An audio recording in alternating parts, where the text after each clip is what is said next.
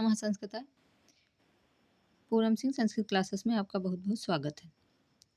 आप लोगों ने अभी तक देखा था वेदों का काल, जो पाश्चात्य विद्वान और हमारे यहाँ परंपरागत विचार जो चीज़ें हैं उनको हम लोगों ने देखा था। आज हम देखेंगे उससे आगे। ठीक है, यहाँ तक हमारी चीज़ें हो चुकी थी। अंतिम काल तक देख लिया था, जो बाल गंगाधर तिलक जी द्वारा अदिति काल, मृगशिरा काल, कृतिका काल और अंतिम काल, ये यहाँ तक हमारा कल हो गया था। आज हम देखेंगे यहाँ से एम विंटरनिस। ये यहाँ से देखेंगे कि एम विंटरनिस क्या मानते हैं, क्या इनके विचार क्या हैं, इसको हम देखेंगे, क्योंकि ये सब चीज़ें कई बार हमारे पेपर में पूछी जा चुकी हैं, पीछे भी और आगे भी पूछी जाएंगी ही। ठीक, इसमें कोई दो राय नहीं है। आप लोग अच्छे से देखें और समझें। अगर आगे की क्लासें आप लोग नहीं देखे हैं तो उसको जाके देख लीजिए, ताकि आपका कंसेप्ट पूरा क्लियर होता चले और आगे के लिए बेहतर आप लोग तैयारी कर पाएँ जून के लिए। ठीक, क्योंकि अभी हम जून के लिए तैयारी कर रहे हैं। ठीक, तो यहाँ से देखेंगे एम विंटरनिस। तो यहाँ पे देखेंगे कि ये क्या मानते हैं। ये प्रसिद्ध विद्वान विंटरनिस जो हैं, ये ब्राह्मण ग्रंथों पाणिनि व्याकरण की संस्कृत भाषा तथा अशोक के शिलालेखों की भाषा, इन सब के वैदिक भाषा से साम्य को ध्यान में रखते हुए इन्होंने विचार जो प्रमाण दिए हैं, उसके प्रमाण के अभाव में वेदों का रचनाकाल निर्धारित करना संभव नहीं है। ठीक है, अतः हमारे लिए बुद्धिमत्तापूर्ण कार्य यही है कि हम मध्यम मार्ग अपनाएं। ये कह रहे हैं कि हम बुद्धिमत्ता इसी में है कि ये सब चीज़ें तो प्रमाण कहीं मिल नहीं रहा है, यानी कि ना तो व्याकरण में और ना ही शिलालेखों में, तो हमें मध्यम मार्ग यानी कि अपनाना चाहिए वेदों के काल निर्धारण के लिए, ऐसा एम विंटरनिस मानते हैं। ठीक, वेदों को ना तो अत्यधिक प्राचीन माने और ना ही अत्यधिक अर्वाचीन।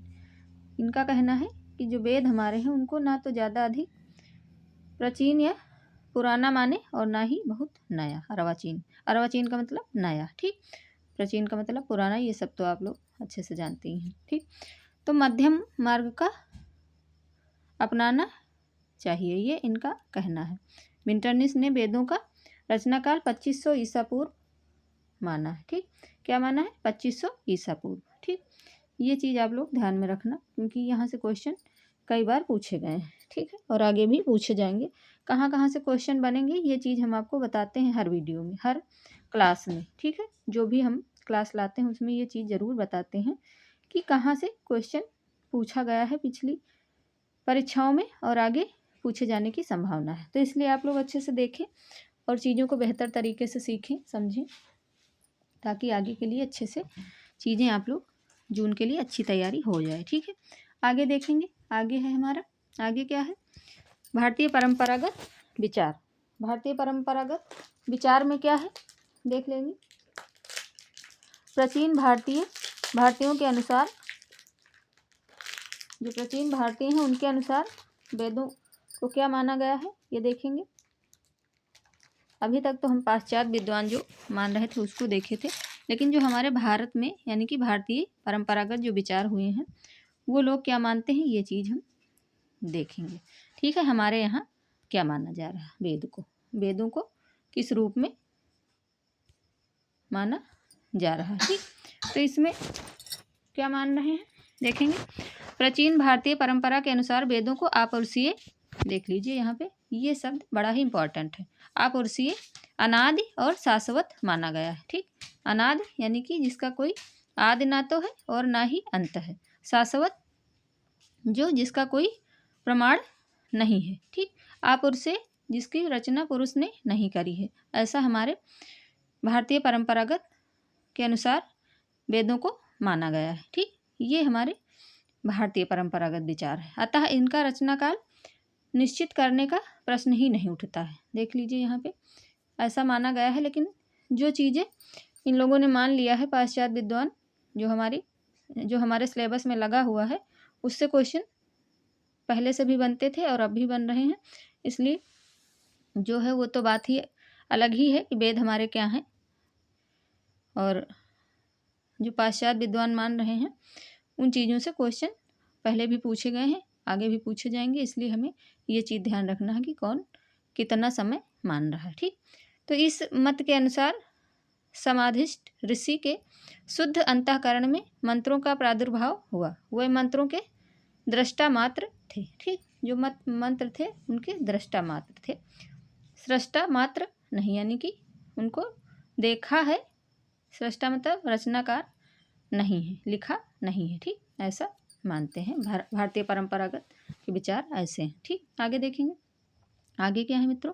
आगे हमारा है ऋषयो मंत्र द्रष्टार न तु सृष्टारा, यानी कि ऋषि जो हुए हैं पहले, वो द्रष्टारा है मंत्र के, सृष्टारा यानी कि रचनाकार नहीं है। ठीक, ऐसा बताया गया। ठीक, आगे देखेंगे। आगे क्या है?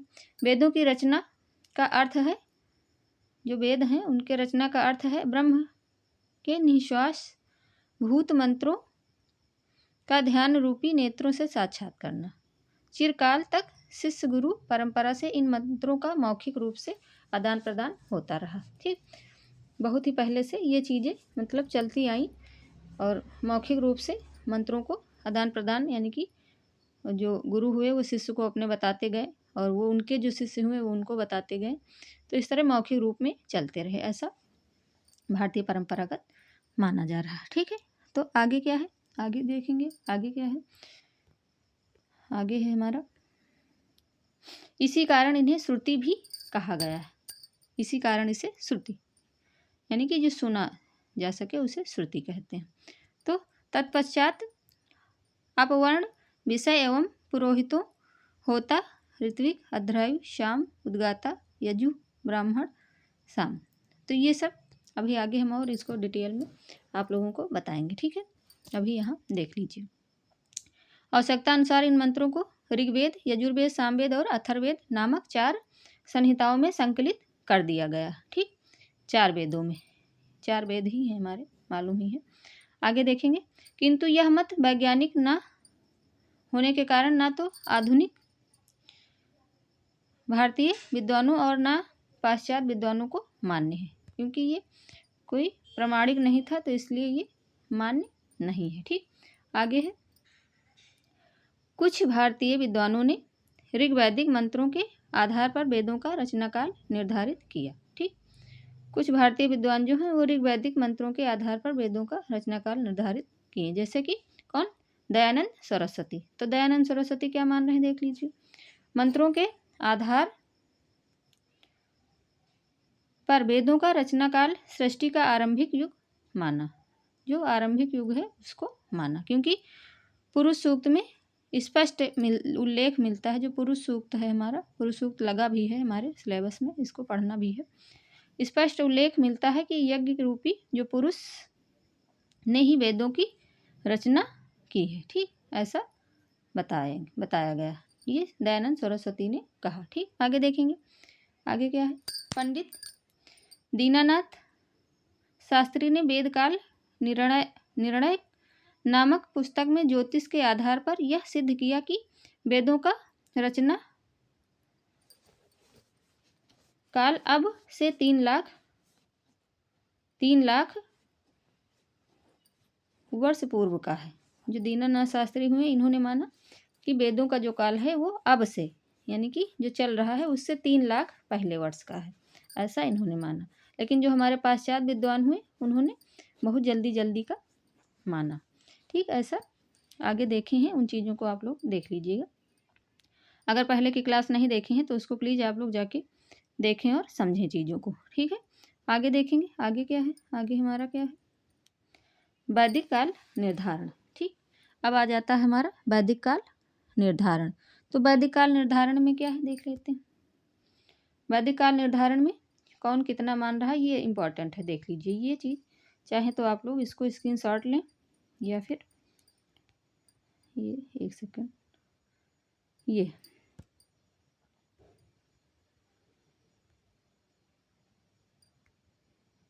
वैदिक काल निर्धारण, ये आप लोग चाहे तो है आपके पास तो बढ़िया है, बेहतर है, नहीं तो यहाँ से देख लीजिए। ठीक, वैदिक काल निर्धारण। ठीक, कौन कितना समय मानता है? तो मैक्स मूलर ने क्या माना? मैक्स मूलर ने माना 1200 से 1000 ईसा पूर्व। ठीक, ये। और तिलक ने 4000 से 2500 ईसा पूर्व। और विंटरनिट्स ने क्या माना? 2500 से 2000। ठीक, आगे वेबर ने क्या माना? 1500 से 1200 ईसा पूर्व लगभग इन्होंने माना। जैकोबी ने माना 4500 से 2500। ठीक, तो ये चीज़ें इन लोगों ने माना। ठीक, आगे देखेंगे, आगे थोड़ा और है। छोटी छोटी क्लासों में थोड़ी थोड़ी चीज़ों को समझते चलिए आप लोग, ताकि चीज़ें बेहतर होती चलें। ठीक है, और जो भी आपको लगता हो कि हमें ये पहले पढ़ना चाहिए तो प्लीज़ आप लोग कमेंट सेक्शन में बता सकते हैं, तो उसको हम लाने का प्रयास करेंगे। ठीक है, लेकिन आप लोग पूरा देखें और सीखें, समझें चीज़ों को। पूरी क्लास देखोगे, बीच से नहीं जाओगे, तभी चीज़ें समझ में आएंगी।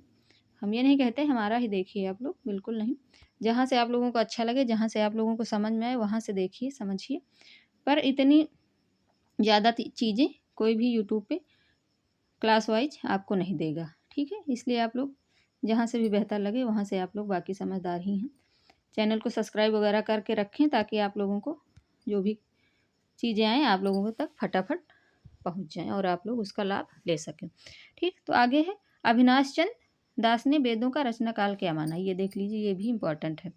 अविनाश चंद्र दास ने वेदों की रचना काल क्या माना? ऐसा क्वेश्चन आ सकता है। ठीक है, कई बार पूछी गई हैं चीज़ें, तो यहाँ से क्वेश्चन बन सकता है। तो यहाँ पे देख लीजिए, तो इन्होंने माना 2500 वर्ष पूर्व माना। एका चेतत सरस्वती नदी नाम ऋक, यानी कि 71 95 12, ये ऋग्वेद का सूत्र का है।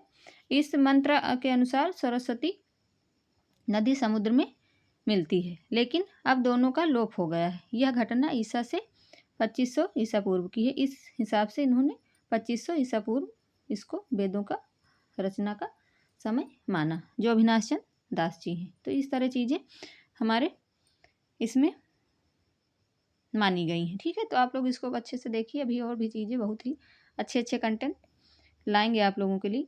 बस क्लास से आप लोग जुड़ते रहिए, बराबर देखते रहिए, और अपने जो भी और भी मित्र हैं उनको शेयर भी थोड़ा सा आप लोग करें, और इसी तरह देखते रहें, ताकि चीज़ें आप तक बेहतर से पहुँचती रहें। ठीक है, तो नमः संस्कृताय मित्रों, नमः संस्कृताय मित्रों, धन्यवाद, राधे राधे।